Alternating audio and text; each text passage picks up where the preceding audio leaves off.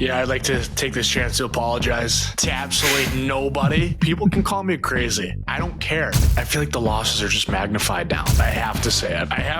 That's the only way I'm gonna have to pee is like having to take a dump. He's in the room, and then I end up clogging the toilet.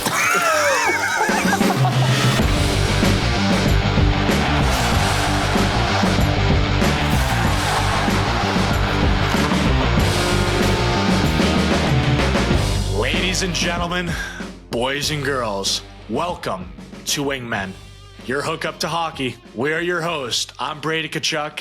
And I'm Matthew Tkachuk. New episodes drop every Wednesday during the NHL season. Subscribe on YouTube and wherever you get your podcasts. And always follow the show on social media at Wingmen Pod. Matthew, what do we got coming up on this episode? We've got two new segments. One, League Lowdown. Two, Growing the Game. And we got a few old segments that we like to do. Wingman of the Week. We got two legends, whether we know the names or not. We also have the top shelf take. And this week, if you don't know about it, you're going to know about it, and you might like our answer. All right, before we get into anything else here, we got a new segment that we're going to present to you guys called the League Lowdown. And that's where Brady and I, we just yuck it up about nothing, but also about everything that's going on with us and around the league. So, Brady, on this week's League Lowdown, I'm going to start off with you. We've got a little return to play action back at home. How did you feel? Before we get into the game, how did you feel the night before at Mom and Dad's? How did that night go? It was a blast. Like, it was just to have, obviously, Mom, Dad, Taryn, have the whole team, trainers, just everybody be together. No, Walter was Walter, and we all know he loves. So what does that mean? What does that mean? Walter is Walter. Loved the mic. Oh, he was just couldn't get him off the mic. He was just nonstop right from like I even beat him back. He flew in from Lethbridge. We got to bring up when we talk to him when he comes on the mic. We got to bring up Lethbridge to him and see what he thinks about it. Why does he love that city? Can't say. So what was he talking about? He was in Lethbridge for the CHL prospects game versus the US and US. Okay, so he's there scouting with the Blues. You're in Vegas the night before.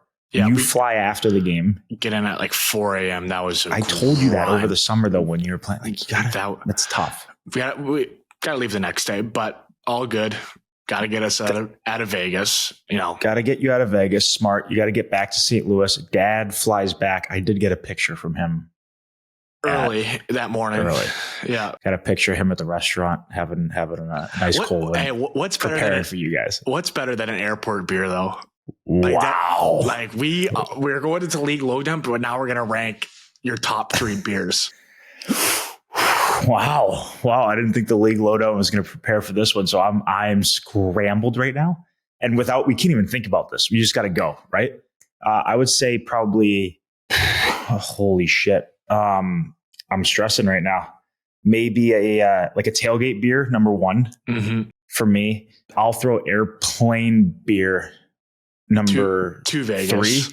Number 3, and then I'll go number 2 sauna beer after a win. Wow, that's a good one. That's a really good one. You go quick here. This is a wild turn right out of the gates here. Yeah, my favorite is the first one. That's my favorite. Just the first one to start the night. like after like a hard week working out, summer on the beach. There's my first. Second one. Post-win beer. Nothing better than that beer.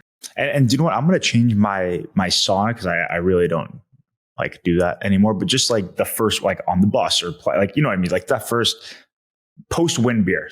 Post-win beer. Then third parade one. Parade beers at best. Yeah, I haven't experienced that one yet. But then third one, I just had it on the top of my head. And it's like a debrief beer.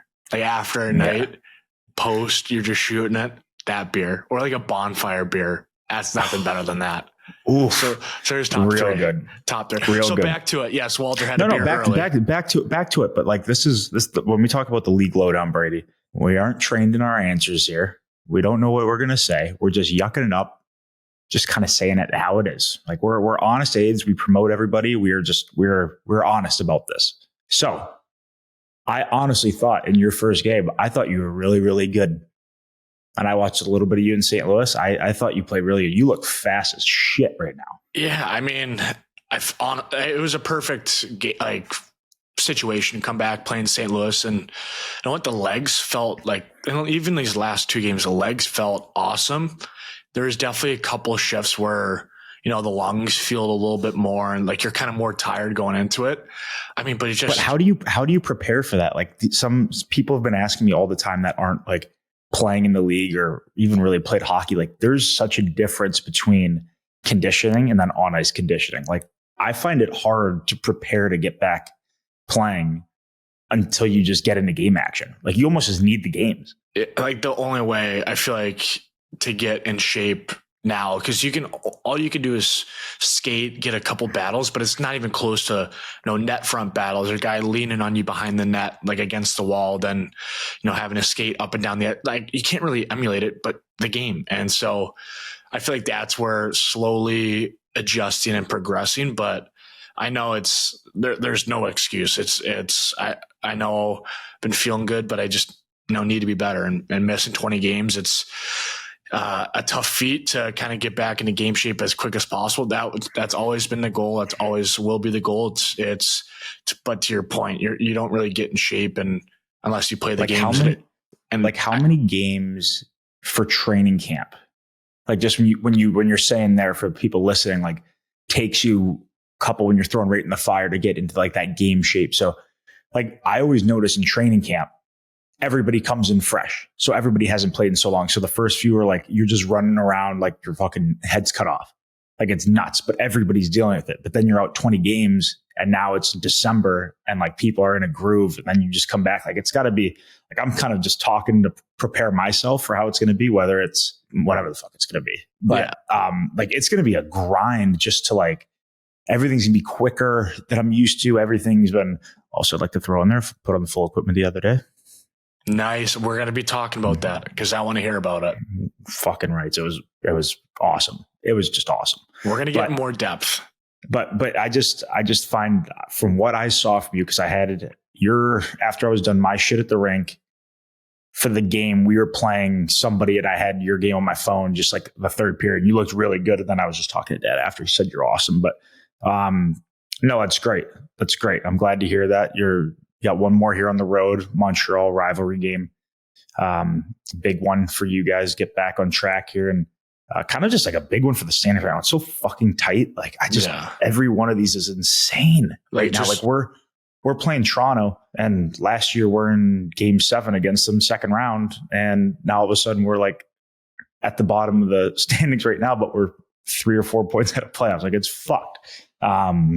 And it never is like this far into the year. So normally there's more separation. So for all of our teams, like we just want to go on that streak so we can gain a little separation here, fella. Yeah. I mean, I was just looking at it. It's a couple points different. Like, I feel like the losses are just magnified now. Like, you know, it's like the wins, you feel good. Then the losses, like, almost feel like the end of the world because you go from second in the Atlantic down to out of playoffs. So I think that's what's making this fun in a way of like this is the closest it's ever been at this point in the season in a very long time. So you're playing playoff like games now instead of wait until, you know, after bye week where things usually ramp up, where, you know, these are important points now. But no, I'm looking forward to this game tomorrow. This is a massive game. I always notice too, it's like there was a 4-pointer. Mm-hmm. Like people don't understand, like when you're that tight in the Atlantic Division, like you're automatically 3 teams at 8 are going to make it. So these are such big points and 4-point swings. It really is crazy. I always look at it too, like, you know, we lost the other day against a team like at home that we, you know, should have probably won and played good enough to win.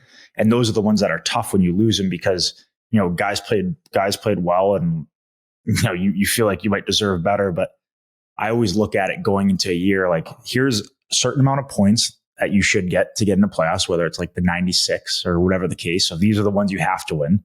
And the ones you have to win, if you don't win them, you have to make it up down the road. So there's going to have to be a greasy back-to-back on the road that maybe we're not supposed to win, that we're going to have to make that up with. So it's good. But feeling actually, Brady, I know you might laugh. I got to hear about this. I got to hear about it. No, you might laugh I actually felt fucking pretty good. Nice. First one, they still, or maybe I shouldn't say this. Actually, I don't care. They don't trust me yet with, full ripping pucks yet. So it's just, handling and stuff. But I've got the working on my hands mainly off the ice. Nice. That's been really good. We talked about the Century Club. Have you hit the Century Club again? Oh yeah, Brady. Oh yeah. Every single game. Now it's just the norm now. I will say, I got to give a shout out to Alexander Barkov as well. He's a Century Club member in the stick handling game as well. Welcome to the club. And he's been really committed. I think he bought one for his house too. But he's pushing me on that thing, and we're both getting a lot better. So it's been really good. But on ice, nothing better than putting on full equipment for the first time. So just really trending well. And now I'm on a on ice schedule for my return to play. Now it's not just off ice, it's on ice too. So what is your schedule? What is your schedule? Because are you every other day, every third day, or how's that working? Right now, every other day. And then, so say there's 5 phases of a return to play for on ice after a surgery like this. So first phase is X amount of minutes every other. And, then it's, you go longer, you go a lot harder. I wouldn't say a lot harder, but different stuff. So you can mix in some crossovers, you can mix in some stops, you can mix in that shit. And you can go a little bit longer than that.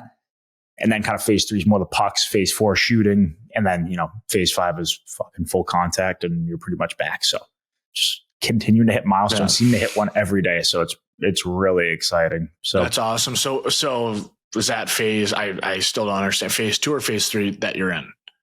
I'm probably kind of in that 2 to 3. Nice. So, hey, that's great news. Yeah. Knocking on the door. It's still you still got to hit a bunch of these milestones. So it's not like it's going to happen tomorrow, but once you can start practicing a lot more and going every day instead of every other day, then I feel you start to take off. But now I just feel actually an NHL player again, whereas before I felt like a scrub. What are some milestones? Paid to just chirp the boys. That's what I felt like.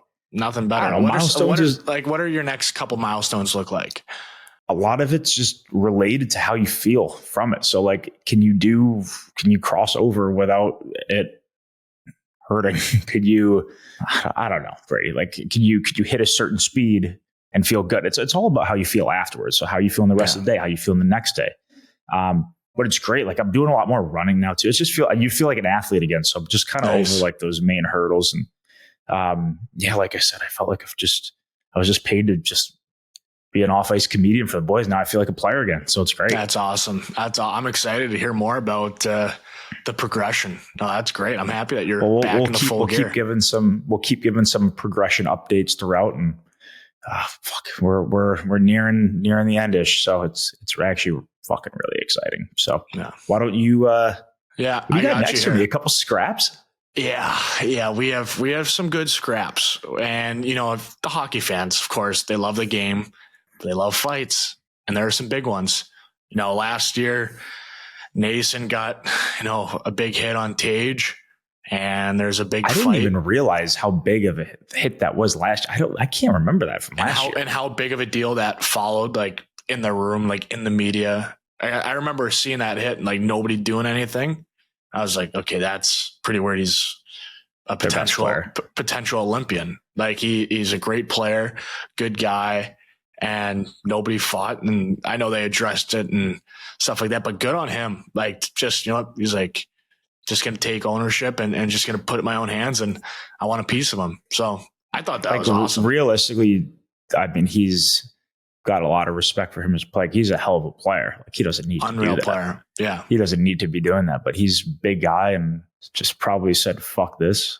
I mean, I don't want to talk for him because I don't know exactly what's going on, but also I think it also kind of looks good too. He's all right, nobody want to do anything for me last year. Fuck it. I'll do it for myself this year. I think that's great. I again, don't even remember what exactly happened last year.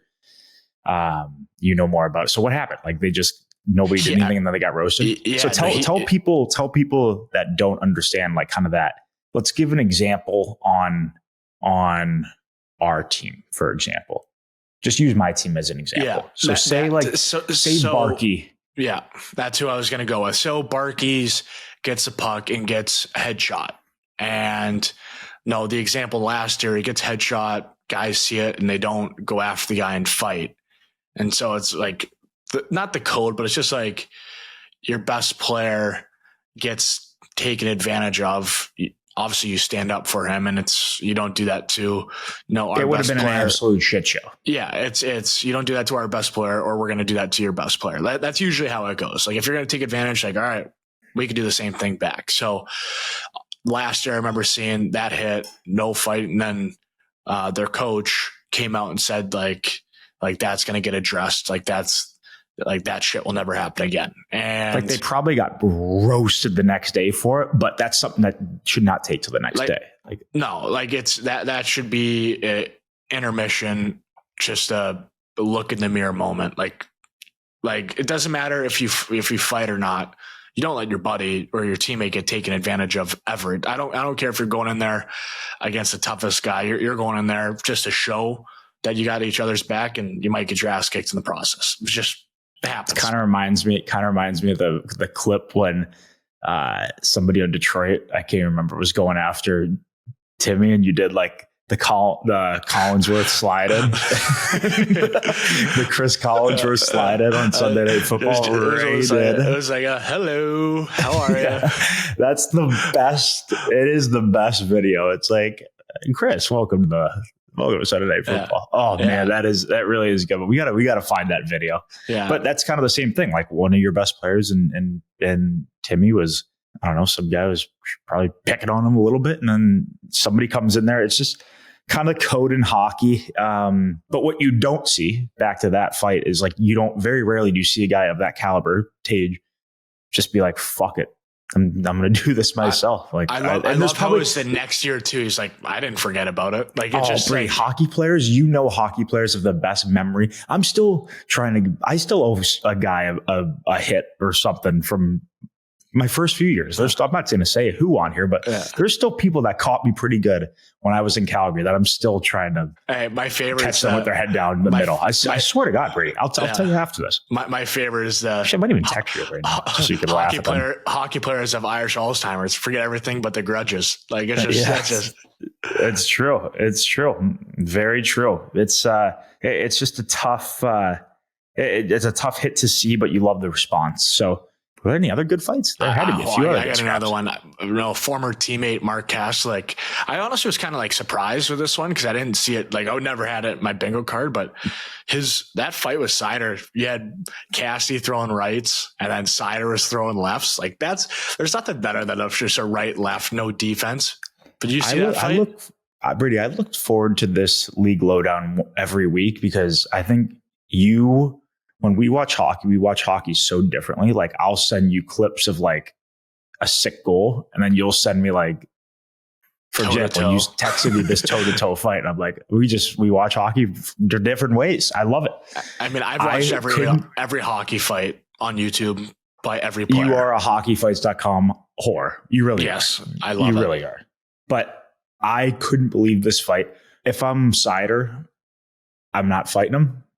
And if I'm Seider's teammates, Agreed. I'm not doing it either. But he is a big guy. So, I mean, every once in a while, it doesn't kill him to do that. I mean, it gains respect for himself. That's what I like. I love it's it. Like, it goes back to that 4-point game, rivalry game. Like these games are freaking intense. I think they were probably both like 2A, 3A, like in the Atlantic, second in the Atlantic, third in the Atlantic. So big game.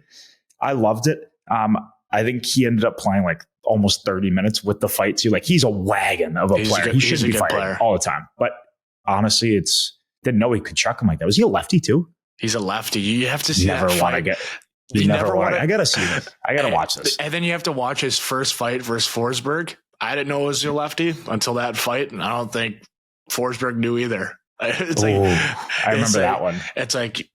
It's like screaming from the bench, hey, he's a lefty, as he's taking 6 lefts. I remember, I got to tell this story real quick. I feel terrible. I'm going to throw the guy under the bus. I honestly feel even worse because I forget his name. But I was playing in London London for my draft year. And his last Jack. His name is Jack. He was a great kid, such a nice kid. He was an overager, and we're playing Kingston, second game of the year. Mitch Marner, Dvorak, all these guys are on our team. They were at their NHL camps, so I'm like one of the only guys not only guys, because we had some really good young players, but we didn't have our whole team yet. So I have a really good start to the year, my first game, and then the second game, Kingston comes to town. They were a really good team. And this kid, I think his name was Verbeek. I can't remember. I got to ask Sam Bennett because he would have played with him the years before. But we're playing in London. I'm have a great start to the season. And this kid he was such a prick. Like he kept going after me. And I think he speared me at the end of the second period. Basil McRae, our GM, comes down in between periods and goes to this kid, Jack, overager, nicest kid, bigger kid, but like not a fighter at all. Goes up to him and it's like, basically threatens him, like, you have to fucking do something right now, or like this is it, sort of thing. I don't want to sue him for what he said, but kind of like one of those things. Yeah. So leaves the room. Jack starts putting like tough skin on his knuckles. I think, like, where it doesn't cut, or it's I don't. Again, this fighting thing is not my specialty, so I don't even know what the stuff is. He goes out there, asks him to fight, doing the hot laps before the start of the period, and they fight. He's like, of course I'll fight you. Are you fucking kidding me? Yeah. They square up. He's going like this right before. Switch. Left uppercut, like everything. I couldn't fucking believe my eyes. Also, like this is my first time in junior hockey, so I don't know. Like, I've never really seen a fight like up close like that. Brady, I couldn't fucking believe it. And I felt so bad for him the next day, because obviously he got his ass kicked because like this little rat fucking Kingston was like picking on me a little bit. Yeah. Oh my God, funniest thing ever. I still laugh about it with a couple of the guys there. So hilarious story. But yeah, always careful of the lefties. They can sneak up on you. What about Brady? Did you see the fight in the jungle? That fight I did see. I don't see the NHL fights, but I see the jungle fights. Legit, maybe. You know how I don't know if you've seen like Hockey Fights does like the punch counter with videos. I would love to see the punch counter. It had to have been like 50 punches each, just toe to toe. And then like middle of it, like, and Bauer. Okay, Bauer is on the Manitoba Moose, and he's had some good ones. And that Turcotte was on the Wolves. And I was just listening to it like not too long ago, and this Bauer, he trains MMA in the summer. So I'm like, okay, yeah, that's a sign right there that he's a complete animal. Those two should both get called up to their respective NHL teams and be forced to play one game for that performance. And I'm here promoting these guys. We're a players pod. Those two have to play after that performance. Imagine center ice doing just that. Hopefully not against us. Just center ice, just grab somebody just toe to toe. Manitoba Moose, fuck. Place would be going electric if he was with the Jets. I'm pulling for those guys to make it, because very rarely do you see guys like go toe to toe like that. And I'm sure they're fighting all the time, and like that's not the way the jungle is anymore, from what I've heard. So there was also another good one too. There was another really good fight too. A guy on Gallant. Yes, Gallant's known as like the biggest animal in the AHL too. He's the biggest heavyweight. Like I've heard from guys like he's like heavyweight, but he just throws bombs. And then you had a kid who's like an 05 come in toe to toe and slept him. Like guys are like watching that and they couldn't believe it. They're like, this guy he's at 05 throws bombs, and then he just got put to sleep. Like it was nuts. And guys like legit couldn't think about it, because I think Gallant's from either Nova Scotia, PEI, he's from like East. He's from PEI, I'm pretty sure, because played with Zach Dalpe, who is buddies with him, and said that when people would come to town, people would drive in. I think it was PEI. People would drive in from like hours away and be like, text the people at the bar, be like, hey, let Gallant know I'm coming in tonight. See if he wants to give me one. They would like pull Gallant out of like his house. They'd call him.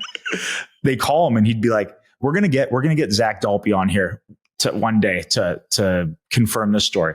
But they would text him. He'd be like, Joe Schmo, who owns the bar, would be like, hey, Galley, I don't know what his nickname is, Egglant, buddy from 6 towns over is driving in. Like, can you give him one? He'd like look at his wife. He'd be like, can I? She'd be like, yeah, go ahead.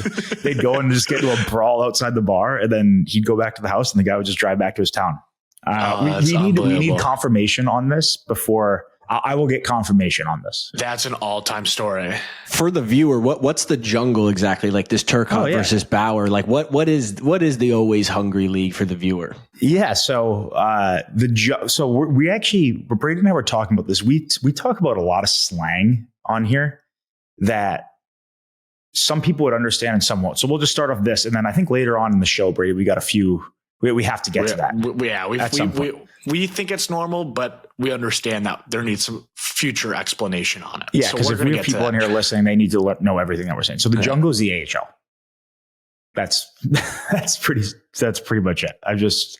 I think it used to be just an insane league, people were saying. So yeah, it's just the jungle down there. Yeah, it's just in dumber terms, it's the American Hockey League, the league that is second, like a tier below the NHL, but a lot of players get called up and play, and they're riding the steel pony all the time. I just wanted to say it. That's all I was thinking about. Drink. Okay. Oh, I didn't know that's what you meant, Quater, by like explain the H. Okay, so the AHL feeder league, NHL. So it's like NHL, and you have your players like prospects or guys on 2-way deals or whatever play in the AHL. You can call them up throughout the year. And I think we've already had on our team in Florida this year, we've already had a handful of call-ups.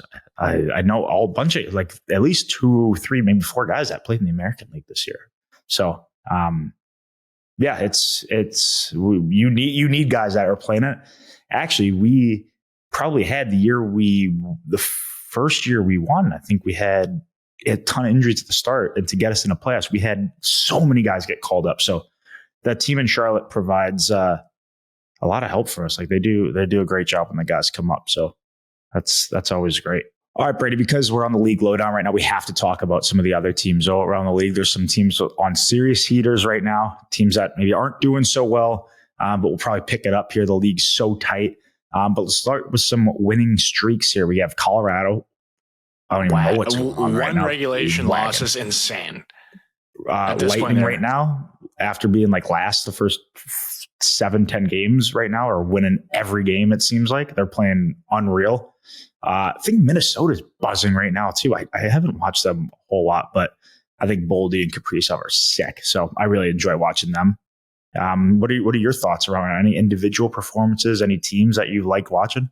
I mean, the one that stands out to me is McKinnon in Colorado. Like the one regulation loss and how he already has 20do goals. I'm just looking for my first one right now. I just want like off the shin pads or something. Do you know what's crazy is I always look at I never ever give a shit about like personal stuff. Like, and neither do you. Like, nobody really gives a shit. Like, you just want to fucking make playoffs and that's it.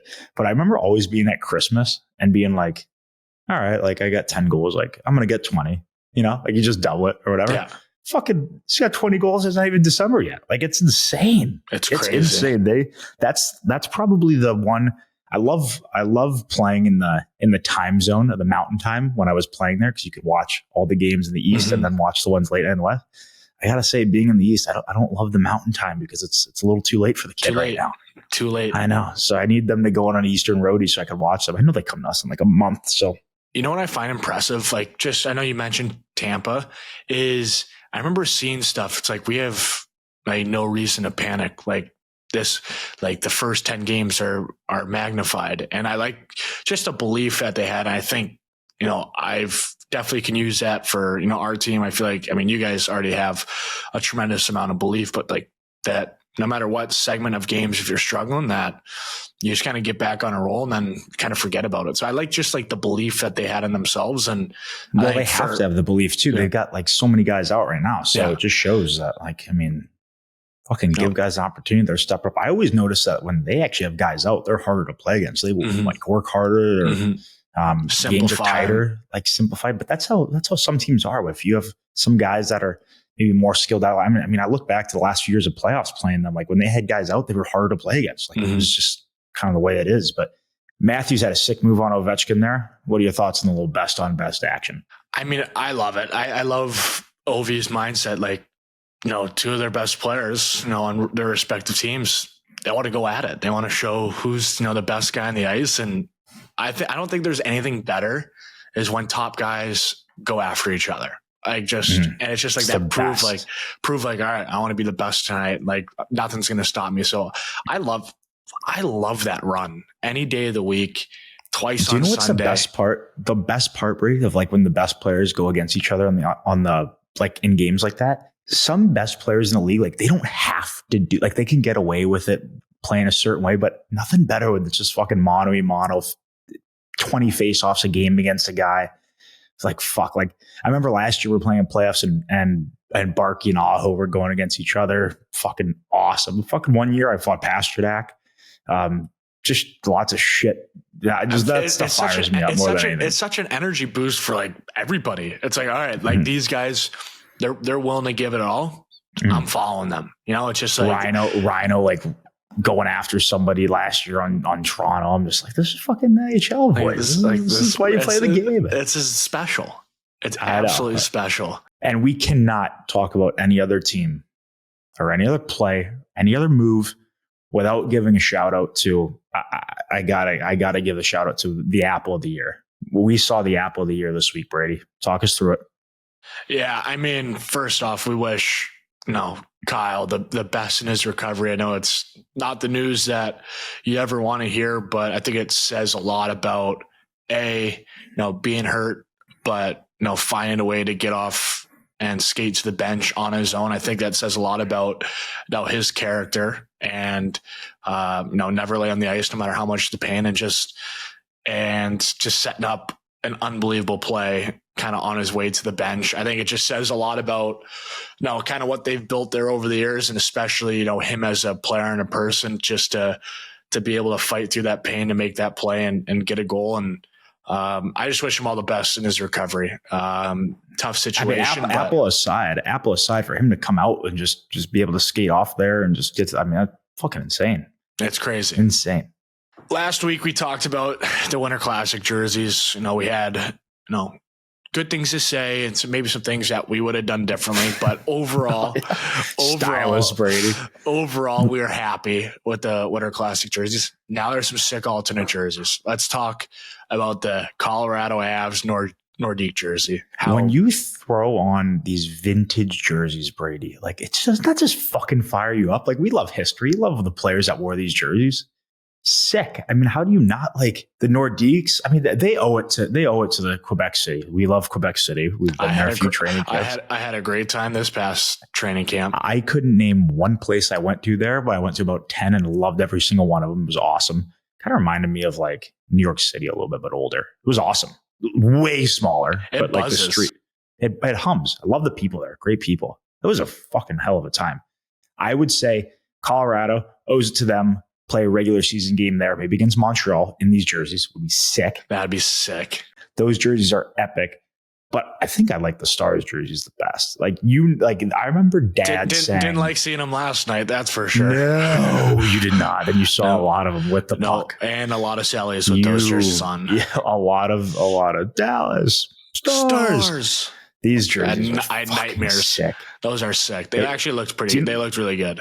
Do you know what it reminds me of? Well, it obviously reminds me of the 99 Stars, but it reminds me of stuff Dad was telling us like when we were younger, because we obviously weren't old enough to watch these 99 Stars team player or remember them, but seeing them, like seeing Hull score the game winner in this, like it's history for the game. But I remember Dad saying that year was one of the best teams he played. He always said that it was so hard in the West. You had Detroit, you had Dallas, you had Colorado, and the Blues were fucking really good too. Like when he got traded for a few years, like he said, like, I mean, we're not making like excuses at all, but when he was in Arizona, like they were always playing one of them, and he goes to St. Louis, and then the one year he beats Dallas, sweeps them, and then who's waiting for them in the Conti finals? Just the Avs ready to fucking go. So it's a grind. It really is a grind to win, but especially when you see those jerseys, you might have lost the game already if you've seen these jerseys, honestly. You know what I think of when I see this jersey?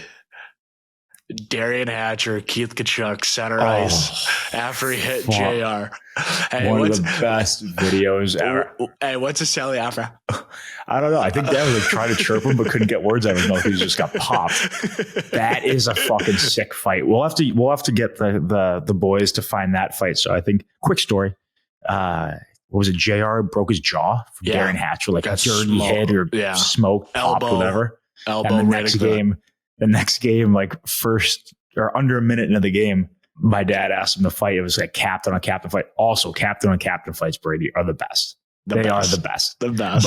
But you know what's the greatest part of that video is they're already down 1-0 and they fought like 30 seconds into the game. We'll have to find that fight. It was, I would love to see the clip of Hatcher hitting JR too. Walter, it's great teammate sticking up for one of his best buddies, JR. And then in the last part of the league lowdown here, we just want to give a shout out to and condolences to Clayton Keller and the whole Keller family. I know we both grew up with him and, both have been in contact with him so far. Just so sad. Anything that's like happens like this is so sad and so sudden. But his dad, Brian, was really great, man. I just remember all the youth hockey tournaments of Brian and Clayton's grandpa taking them, and he loved the ring. Great hockey dad, and just so sad. But I think it's actually amazing to me that Clayton was able to play and beat. I know I would not have been able to. So it must speak volumes of how great the Utah teammates are and the whole organization and the Blues and everything that St. Louis did to honor him. Because I mean, we went to so many games sitting in that one section, and over in the other section was Clayton and his dad and his grandpa. So it's super sad, but I know us and the whole hockey world are thinking of not only one of our really good buddies, Clayton, but the rest of the family as well. All right. It's time for a new segment. It's called Growing the Game. Got a lot of new segments today. I know. I kind of like the new segments, how they just kind of pop up every once in a bit. But I bet a lot of people listening think some of our language is completely ridiculous. So we're going to get into it. We're going to get into it. And we're going to get into a lot of it's hockey slang that we think is normal, but we understand how people are like, what the hell are they talking about? So we're going to go through it. So I'm going to bring it up to Matthew, and he's going to give you the definition of it. So first, do you know what's funny though, Brady? Is when I say some of these terms though, like it flows, but say like we're with somebody that I don't think knows really like what it means. When they say it, I'm like, the fuck are you saying? Like, you're not allowed to say that. You don't play the National League. Yeah. My favorite's the nicknames where you think it's normal. Like our coach, Sexy. So I'm like in public, like, hey, Sexy. And people are probably like, why is he calling him Sexy? Nothing worse than when girls call a player by their nickname. That's fucking weird to me. That's done to me. I don't even want to talk about that. Don't even want to. We can't. I can't get into that. I can't get into like people go, hey, what's up, Jaggy? What? Hold the phone. What did you just say? Miss Lippy, don't call me Chuggy. Too good. All right, let's go, Brady. Let's rip. Let's go. First one I got. What's the definition for this? Beauty. Beauty, good guy, great guy. Just like guy's a savage. Like guy's awesome. I don't really use that term a whole lot, but youth hockey, like, how's Brady? He's a fucking beauty. He's a beauty. So I would say that's more of a youth hockey term, but I love it. Now we say it as like it's kind of being funny, like, sarcastic. You're a beauty. You got to touch it. You got to go. Hey, you're a beauty. Touch. I thought you were talking about like an off ice touch. Oh no, you got to touch on that. You're a beauty. Oh, you're a beauty, kid. Next one, wagon. Kind of a very so we just mentioned like earlier, like Colorado Avalanche wagon. Just like a great team or like a great player, a great person. Like, let's use it in a sentence, Brady. Like, where are you going? Okay, you're in Montreal right now. You're going to Palma tonight. Place is a wagon. Place is a wagon. Yeah, good spot. So you could use it on pretty much anything that's good. Just to keep it simple, anything that's good, it's a wagon. Next one, bag skate. Okay, so bag skate is like a after a loss, a no puck hard conditioning skate. More a bag skate terminology too is like it's not good when you're doing a bag skate. So normally it's because of something bad. Whereas like if you're doing like a conditioning skate during training camp, that's more of like just have a skate, like because it's not really after a bad thing, but bag skates are after a bad loss or sometimes you just need them during the year, but I hate bag skates. The worst. Nobody likes them. And like the worst, like individually. No pucks. Yeah. like the words for us individually, like we have to do a back skate to get back into shape, like as you're recovering. So after a tough one, or just get back into shape. All right. Next one, we got mitts. Just hands. Like get the mitts going. How are your mitts tonight? They're nice. Your mitts. I was going to be like, if you asked me, I'd be like, oh yeah, you're just your paws. I'm like, another thing we'll have to explain. It's just your paws. It's just your paws. Paws, also hands. Yeah. It's just your paws, beauty. All right. We got chirp now. Like explain chirp. I think chirp. I think everybody pretty much knows it. It's just like, hey, are you chirping? Like, what was your chirp on him? Like, I don't know. Like, what did you say to him that was, getting in his head? Yeah, like a dig towards him. Yeah, I was about to say, like yucking it up. Too many things. Too many things that it's so normal to us, but it's like I explain it. How do you explain a chirp? Like just like you're just chirping somebody. You're giving it to the guy about something. If you don't know what a chirp is and you want to know, like just Google it. I can't help you with that one. All right, F1. All right, Coach Brady, when he's talking about him going in on the F1, forward, number one. So first forward. So like F1 would be when the puck's going in the zone and you're the first guy or closest guy to the puck or to their defenseman, you're F1. So when Brady says like on last pod, like he cannot wait to be F1 on his first shift, he's basically interpreting that he's going to be the closest guy to the defenseman behind the net. And he's saying that because he wants to hit him. That's not a great one. That's actually a good one. Coach Matthew. You love coaches. Fucking... Tell us how much you love coaches. All right, go to the next one, Ray. Right. Fuck. Cookies. Okay, cookies. Other than the 12 Brady has every single night before a game on the road, it is like a point. So like get like I remember friggin' like got to give a shout out to Bada, our grandpa. Always calling us after a youth hockey game, like asking us if we got any cookies. Like this, it was all about us. It wasn't about the team for him back in the day. Sometimes we still get those texts. Oh, it's the best. Good luck tonight. Make sure you get your cookies. Hey, nobody's a bigger cookie monster than Nick Cousins. We got to make playoffs. Oh, Nick Cousins, the biggest cookie monster. You should have seen him last night. Unbelievable. We lose 6-1. I feel like he just won the Stanley Cup, man. He's cracking the beer open the loudest on the bus. He's got the feet up, playing music. He had his guy. He's the best. He's not the best. He's the best. Cookie monster, the best though. All right. Next one we got boots. So boots is like how mitts are for hands. Boots are for your feet. So got to get the boots going. Got to get the feet going. Like, how are your boots tonight? Mine always suck. They were terrible again. Like, one of those. So good explanation. Or just like the mitts. Gong show, shit show, crazy game. How was US-Canada game in Montreal? It started off, it was a gong show. Like, it's just kind of insane. Like the rink was a gong show. Our parents walking into the game, gong show. That's the best way to put it. Speaking of gong show, I got to just quick pivot. Did you see that USHL goalie fight? Oh, gong show. I love the guys celebrating. like the Bobby Orr. Did you see I think it was George Schwartz tweet about it was like a Bobby Orr celebration. He wasn't even in the fight. It was like unbelievable. Just to see how happy that bench was. Brady, those are all high school kids. It's probably like their first time. Like nobody sees a goalie fight. So like those kids are probably talking about that. Like how amazing that would be. Good for the two goalies. Let's give them a shout out. I don't know their names. I don't know. I know it's a couple guys or one was on Green Bay Gamblers, probably the best USHL hockey town, I would say. Great spot. If I had to send a kid to the USHL, if they're not going to the US team, I think Green Bay would probably be number one. At least it was 10 years ago when I was there. No, it's a great spot. Ring kind of gets rocking there. So, all right, Brady. My favorite one. We already talked about it. Please explain to me the Steel Pony. So when you were talking about the Steel Pony, this is the first time I heard about it. That's why I laughed my friggin' ass off. But I'm assuming you mean the bus in the jungle. Yes. Okay. That's awesome. Nothing better than slinging some cards on the Steel Pony, though. Like, that'd be all time. So when I played in London, when I was on the Steel Pony, we would have like some guys would be playing euchre. Yeah, the guys up front, the rookies, because I was a rookie that year, my first year.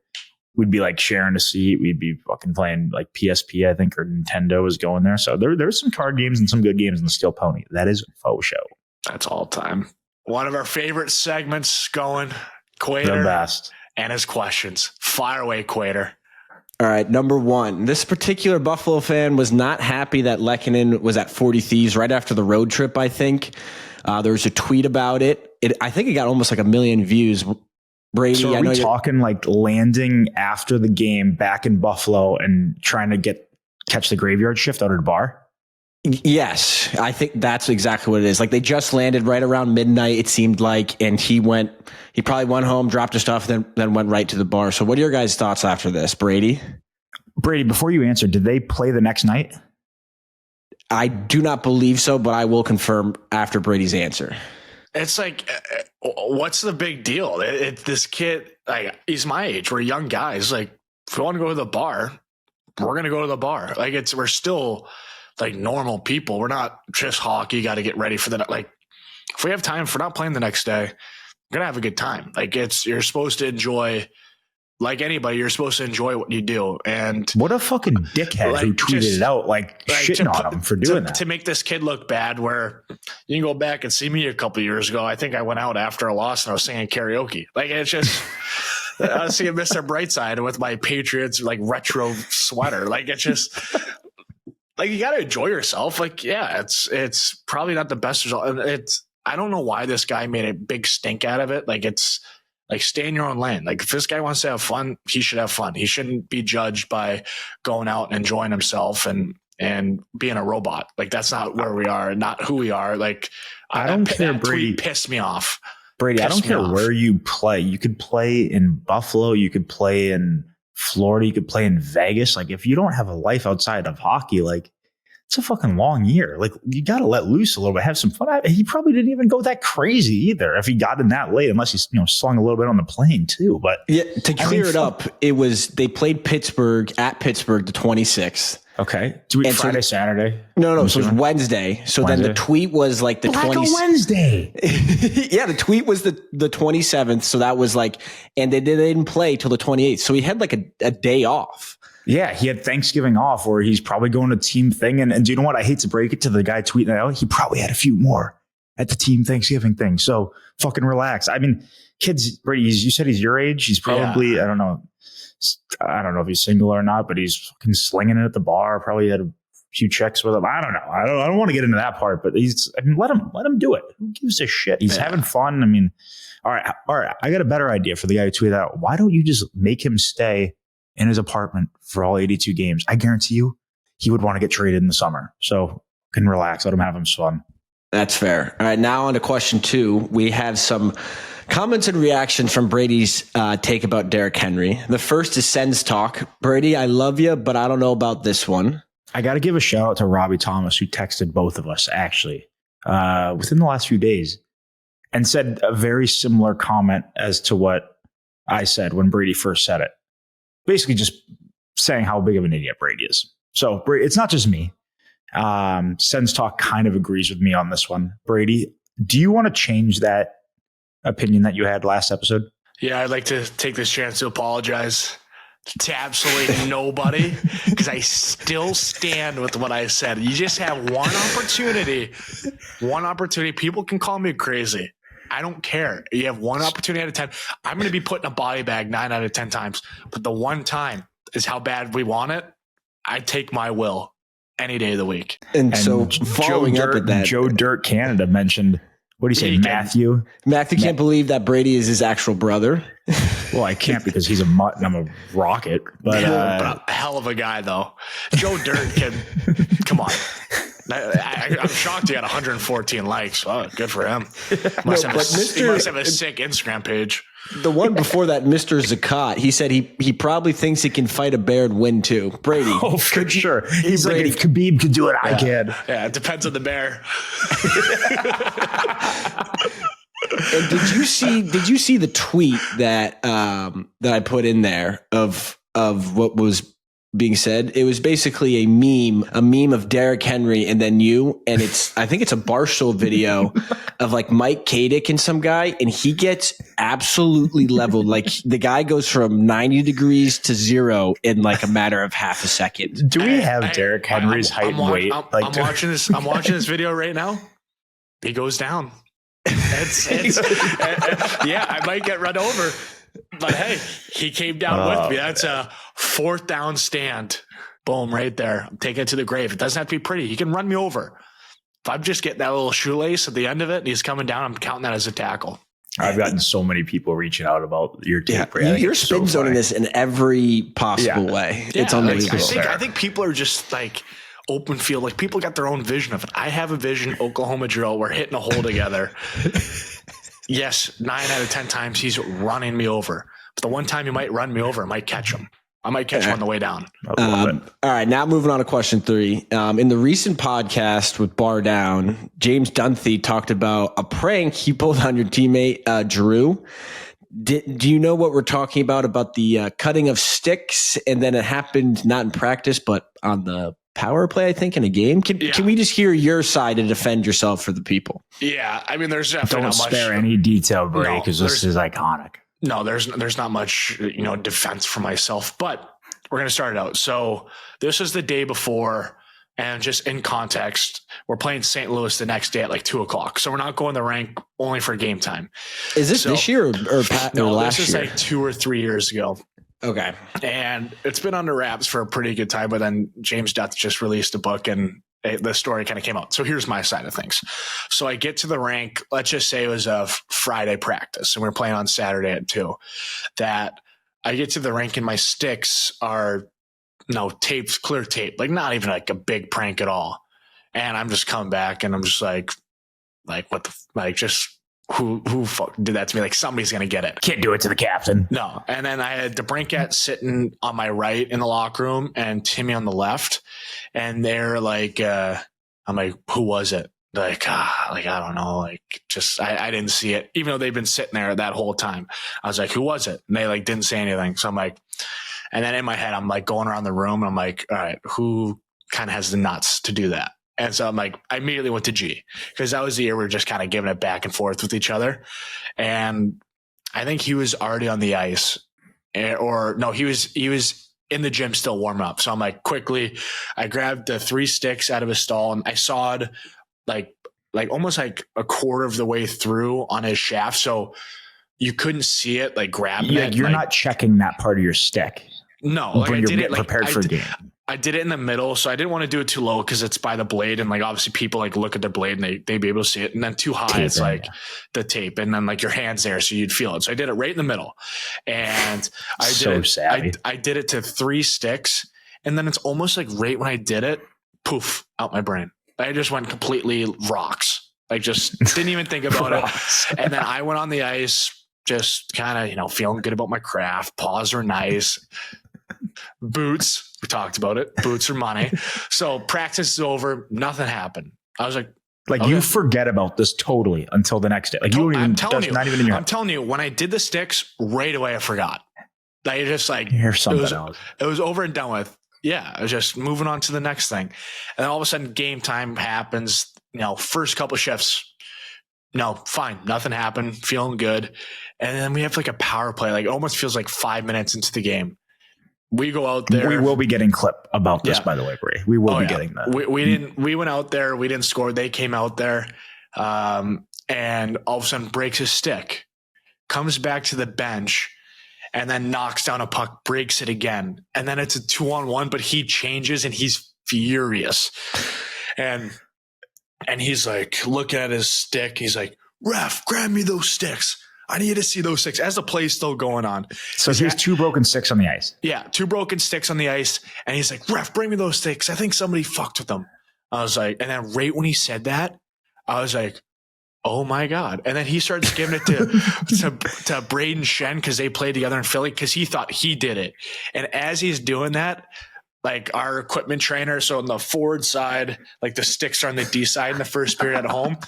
I'm like, "Hey, Johnny, can you come over here for a quick second?" And he's like, "What?" I'm like, "Just come over here for a quick second." And then like we kind of do like one of these. I'm like, "G sticks, I cut them. There's a third one. Get fucking rid of it. Get rid of it." So he went in the back, and it must have been in the back.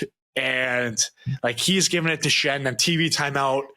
Like this is when it's fully like me, Brinksy, and Timmy are all sitting next to each other. and they're dying laughing. I'm like freaking out. And G's like giving it to the ref, giving it to Shen like on the ice.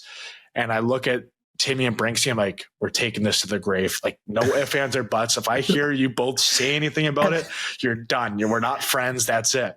So and Brady, and for context of the story, so like you cut down 3 sticks. Like you obviously didn't know that they were the game sticks. Like, yeah, like you were trying to do it to the practice sticks. But he already played a couple shifts, and then those are like his power obviously play didn't sticks. touch the pill that much, really. Yeah, so he went power play sticks. Power play sticks for the game. Oh man! And I had no. And then that happened, and I was like, and then finally he came back to the bench. I wasn't risking these two ratting on me, so I got ahead of it like a mature leader that I am. I said, "Hey, G, it was me." He's like, "What are you talking about?" I was like, "I cut your sticks," and I totally forgot about it. Immediately, his face went from like here, just straight ahead, staring. And then we ended up like first period. I tried talking to him like intermission, and iced me. And then we ended up playing pretty solid. That like after the second intermission, like gives me a wink. Didn't say a word to me, but like we had a couple cooks. He must have scored. Fuck, no, he was a cook. No, we had a couple cooks. So, and then after the game, he's like, "You're lucky that we won that game, because if not, I was gonna fucking kill you." So that is the best. That ended up being a good story. And he keeps saying he's gonna get me back, but I think he's totally forgot about it. And moving on. Oh, Brady, you don't forget about stuff like that. Like we talk about hockey players are the best. Where he's waiting to like key your car when you like, or he's gonna put like water in your stick, take a slap shot, and just breaks right on the first one. I deserve it. I mean, I do deserve it. Whatever he's got coming, I can't be mad, because mine was worse because it happened in a game. So it's like, no matter what he does, it won't be as bad as that. So good. I would be livid. And you do not want him on your bad side. Oh, he's an angry elf too. Like he's angry. Like great guy, like the best, but he's intimidating, sour, angry, forced during a game. That's awesome. All right, moving on to question 4. Obviously, Brady, your press conference looking swole. There had to be a drug test as soon as they saw that picture. It was a little bit before that, but I have the most embarrassing story. But I have to say it. It's a player's pod. It's an open pod. We just talk life. This is what happened in my life. This is what I had to deal with. So the Olympics, they have this, like Olympic testing for guys that, in contention on the team, and they, on top of like the current NHL one too. So this is separate from the NHL, but they come and like, you don't know until like I found out I was on the ice doing like my rehab skate, and all of a sudden I see a guy on the bench, and I come from my water break. They're like, "Hey, like Brady, I'm here with the Olympic testing. Like we're going to test you today. So I'm just going to follow you around after." So this is like an early morning skate. I've been so embarrassed, but I have to say it. So I like don't need to pee. And then after it, I'm like, oh, I got to take a dump, but like I can't pee. So that's the only way I'm going to have to pee is like having to take a dump. So I end up doing it. He's in the room, and then I end up clogging the toilet.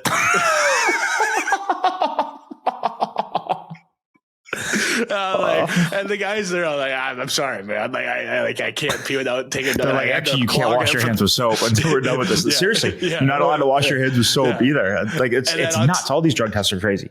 And then on top of that, I didn't get enough pee to do it, so I had to do it again. And I'm so embarrassed. I had to go back in the room. Like, all right, I'm ready to pee again. So room smells terrible. So you had to go back into the bathroom. You clogged already. Oh yeah, and with the tail between my legs. Like, sorry about doing this earlier. So, but here you go. Here's the rest of my pee. He walks in like, "All right, Brady, I'll follow you." Yeah, and he's like, "Oh, this stinks." I ruined it. Like 4 other guys had to do it after, so I just completely ruined the bathroom for them. So that was very embarrassing. I always thought that was like a folk tale that people would actually shit for like their piss test, but I guess it makes sense. I couldn't pee without taking a dump, but I had to do it. That is an awesome story, Brady. Good for you, buddy. That guy must have been in there being like, "What is wrong with this guy? Why would they send me to Ottawa and do these guys?" Like this guy's out of his mind. So yeah, that's where I was at for my last drug test. So pretty embarrassing. That made that question so much better. Now we're gonna go on to the last question. especially towards Matthew. This is a Matthew question. Yeah, Lane Kiffin's decision to obviously move on to LSU. He cannot coach at Ole Miss and continue. He had a whole hoe-off with the reporter. It honestly kind of was like a reality TV show he made this out to be. And like Marty Smith was there for 3 days camping out. What are your initial thoughts about all of this? I was actually addicted to Twitter, ESPN, just everything that I could be watching, get my hands on the last 3 or 4 days because of this. So it was a crazy few days of my life, especially like, loving Ole Miss. Not thrilled with the decision. At the end of the day, though, like, I don't want people to like think chase I'm the a money dickhead for saying this. Yeah, you can't like chase the money because like you can't not chase the money. Like if he's getting offered more money by LSU and more like NIL money, and he thinks that they're gonna have a better team because they're offering more, like go ahead. I think Ole Miss though would have matched, or at least would have come close, and could have had a statue there. He could have had all that, which sucks. He's got a lot of pressure on him going to LSU. I really think. I mean, the whole reporter drama, like this, Lane Kiffin could have a TV show, and I would watch every single episode of. Like he's insane. I think he's going to be dealing with a lot of shit, especially next year. I know they play at Ole Miss. I love SEC football. I saw a tweet. It was like, SEC football's built different or something, and they're all like, "Fuck you, Lane!" Like, and then they're booing him on like at the tarmac. That was crazy. I saw that on the best Brady is I think their GM or their coordinator, their wide receiver coach. I don't know. Somebody named Charlie got out of the next car and went on the plane, and they're like trying to figure out who it was. And as he's walking up the stairs, they're like, "Oh, that's Charlie, whatever." And then everyone's like, "Fuck you too, Charlie. Fuck you." It was awesome. I thought it was great. I don't know. It makes people like me who like college football, but don't know like a ton about it. Like I'm so hooked on it. Like college sports are just so built different. I love it. I obviously don't love his decision. I'm not an LSU fan. I'm not going to be an LSU fan because of Lane.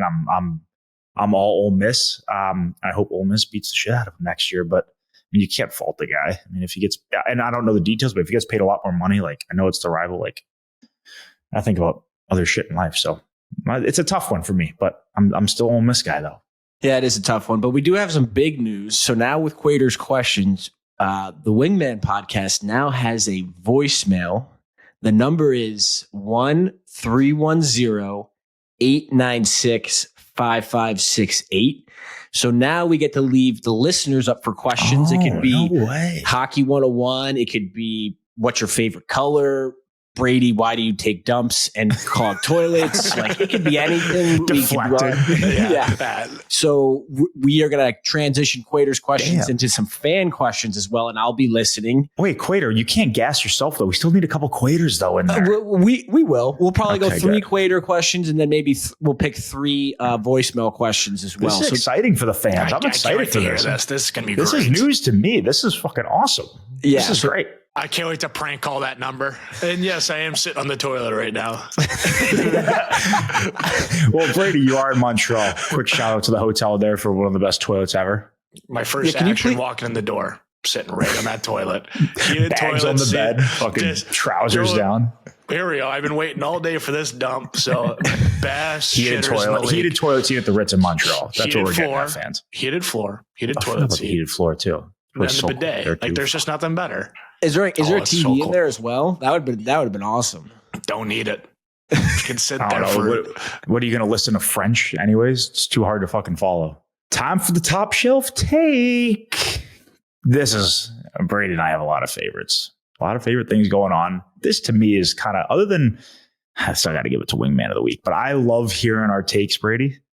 But I love what even more than hearing our takes. I love the comments in the comment section or the replies to our takes, being like Brady's a fucking idiot with something, or I agree with you guys. I know they agreed a lot with me on my take for Christmas decorations. They did not agree with you. So I really like this one, and we have no soft takes. Like this is pretty bold stuff here that we're talking. So I gotta go, Brady. What do you got for the top shelf take of the week, fella? This is not a tough one. this can get definitely taken the wrong way, because I think initially nobody's better at signing things for people than me and you. Jerseys, cards, whatever people have, we're more than happy to sign them. But after seeing a video of an unbelievable player in this league, Connor Bedard, and it going viral, autograph seekers, that's my hot take is, do autograph seekers deserve to get a signature when they're going to just sell it? I don't think so. I don't think so. And it's a different situation for like, what are the ground rules for it? You're kind of saying when do you sign? When do you not sign? Yes. And for me, it's one per day, no matter what. I'm not signing 2, 3, 4. At the end of the day, you're just losing money on your signature. Where if it's a kid for a good cause, I don't do. No, I know you're asking me what I think, but I need a little bit of rules here. So first of all, this Connor Bedard video that you're talking about, I saw it on Twitter. That was in Buffalo. It's probably the same fucking guy that tweeted about the goalie being in the bar. But so you're saying when you get to the hotel the night before, so we land in the afternoon, we walk into the hotel. There's 5 guys there. We go down for dinner. The same 5 guys are there. We come back from dinner. There's 3 of the guys there. We go to morning skate the next morning. There's 5 guys plus another 5 guys. We come back, same thing. We go to the game. There's 20 of them. So you're asking me what the rule is for, like, how I approach it all. Yeah, I'd be curious, because I know mine is I'm a 1 per day. If I do it once and I try to get it again, I said I already signed. If you weren't here, I already signed. Wow. So I go only kids, and I need your name. And if for some reason there's not any kids there and it's like 1 or 2 guys, I get their name, because the second I write down their name, can't sell it unless you're selling it to whatever name he says. Like, if he makes up a name, whatever. And I don't necessarily like write anything all the time. For a kid, I'll write, a little thing. But so you asked me to sign. Well, what's your name? Brady? Okay. To Brady. Here we go. And that's the best way to get them to not ask you all the time. But nothing worse than when you're like, fuck, I got you yesterday. They're like, no, I'm new here today. Bro, I thought he'd sell. I just got here. Like, it's the worst. And do you know what? Honestly, like, I'm actually being really nice about this right now. I was fucking pissed at them trying to like sewer Bedard for that. Like, first of all, don't like take a video of him doing that. Second of all, like, don't run up to him when you know he's not coming. Like, if he's going to come to you, he'll come to you. Like, it's just, some of them are fucking like he's not obligated. Man. He's not obligated to sign anything. Like, if it's at the end of the day, like, if it's not his deal for him, he's not making any money. Like, so why? And unless he's, he would do it for a kid. I'm sure, I don't know him, but I'm sure he would do it for one of his fans. But if he knows that if you're there every time he signed 10 things and it's on eBay 10 times, like, I'm not fucking signing either. Like, it's common fucking sense. It just doesn't just devalue the signature. We don't care about that. It's just the principle of it. Like, you're profiting off that. It's just, I don't know. I'm on Team Bedard on this all day. The only thing I would have done differently is I wouldn't have signed. I would have just kept going. So you're stubborn. So it's fine though. That's why we love you. I'm a complete asshole. Like, would you get into it with the guy over that? I'd be like, dude, just fucking leave me alone. You want a 1, 2? I don't know. That's tough. That's tough. It's just like, do you know what I probably would have done? Honestly, I'll get you tomorrow. I'll get you tomorrow. Oh, what do you mean, Matthew? You leave after the game. It's just like, it's the best. It's the best. I'm a push off guy. And then I never do it like going to the games, just because like game time, I'm trying to dial in a little bit, but that's a tough one, Brady. I would love to hear what people think about what they would do, whether they play in the NHL or not. I need them to know the whole story of, I need people, because if people are going to get mad at us for this, they're not going to get mad at us if they know exactly what we see every day with it. And the same. So like his situation, it's like people wait outside the hotel and there's usually like a section the hotel blocks off, like out, like away from the sidewalk. And usually that way it's either you have to walk by him or you don't see him. But Bedard is on the streets. They must have followed him, and where like he obviously didn't want to sign, like you said, like he would have gone up to and signed it, like where they stand. So clearly he doesn't want to sign anything, and he's not obligated to sign anything. So Brady, I got a great story. I got a great story about this. We're playing in Philly, and we're staying at the hotel down there by the Rocky Steps. And me, the Stalls, and a couple of guys my first year in Florida walked to dinner. It was probably like a good 15, 20-minute walk, mile, whatever it was. And some guy was walking with me the whole time. And I already signed like one thing for him when I got to the hotel, and I've changed. I don't really do that anymore. And he walked with me with like a card book all the way to dinner. I'm like, dude, I already got you. I must have said it 50 times. I was like, and my hands are in my pocket. I'm like, dude, I ain't fucking signing it. We're going to meet Kevin Hayes, beauty, legend, at dinner. I think it was, me, Whitey, the Stalls. We're walking to meet him. So I'm just like, and at this point, I'm not only stubborn, which I am, but I'm like annoyed. So I'm like, this ain't happening. Like, I ain't doing it. And Mark Stahl started getting pissed. He's like, dude, like, leave him alone. Like, he's not going to sign it. Like, just, we're walking to dinner. Like, let us be. And then the guy starts going after Mark. He's like, well, what the fuck are you going to do about it? And I'm just like, oh my God. Like, I remember I was cringing. Stalsy was just like such a like one of my favorite teammates ever, was being like the best and like helping me and just like big brother there. And I'm just like, fuck, now I put him in an awkward spot. Now this guy, he might go toe to toe with the seeker. And I'm like, you can't make this shit up. But yeah, so it's just sometimes it could be a little much, but I'm on Team Bedard. The only difference I would have done is not sign it. But for a kid, get the kid's name, and that way they can't sell it. And then if they're, if you see them more than once, because sometimes the seekers recruit the kids and they work for them. That's touchy. That's the gray area. That is that's a tough situation to be in. Fuck. But you just gotta get through some experience, and then you gotta get off the steel pony, and you just gotta steel pony. I got my headphones in where I'm not listening to a single thing, and you hear the Brady. Sorry, I'm jamming out right now.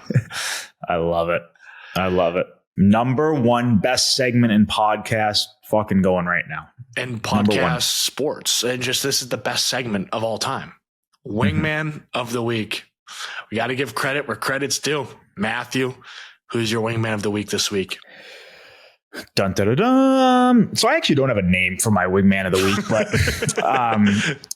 I'm going, it's not a shout out. It's like, 'cause the wingman of the week's more than a shout out to me. It's like a way of life right now. So obviously with this past week being Thanksgiving, my wife surprised me with my favorite dessert.